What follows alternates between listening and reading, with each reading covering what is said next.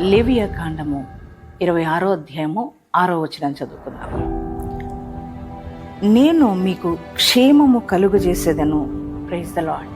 దేవుని బిడ్డలారా, దేవుడు అంటున్నారు, నేను మీకు క్షేమం కలుగజేస్తానని. దేవుని బిడ్డ ఇప్పుడు మాట్లాడుతున్నారు. మరి ఈ పరిస్థితులన్నీ చూస్తూ భయపడుతూ ఆందోళన చెందుతూ అరే క్షేమమే కనబడట్లేదు అనని భయపడుతున్న నీతో ప్రభు అంటున్నారు, ఆయన నువ్వు నా మాటలు వింటే, నా ఆజ్ఞలను అనుసరించి నువ్వు నడవగలిగితే, నా కట్టడలను అనుసరించగలిగితే ఆయన నేను మీకు క్షేమం కలుగజేస్తా. ఈరోజు ప్రభు అంటున్నాడు, మీరు ఎక్కడికి వెళుతున్నారో అక్కడ నేను మీకు క్షేమాన్ని కలుగు చేస్తానని ప్రభు వాగ్దానం ఇస్తున్నారు. ఆయన నీకు క్షేమాన్ని ఇస్తాడని నమ్ముతున్నావా? అయితే ఈ వాగ్దానాన్ని నీ హృదయంలోకి రిసీవ్ చేసుకో. అవునయ్యా, నాకు క్షేమాన్ని కలుగు చేసేవాడు నీవే, నేను నమ్ముతున్నాను. ఈ వాగ్దానం నాకు ఇచ్చినందుకు వందనాలు యేసయ్యని. యేసయ్యకి వందనాలు చెప్పండి, థ్యాంక్స్ చెప్పండి. దేవుడు ఖచ్చితంగా ఈ వాగ్దానాన్ని మనందరి జీవితంలో నెరవేర్చును గాక.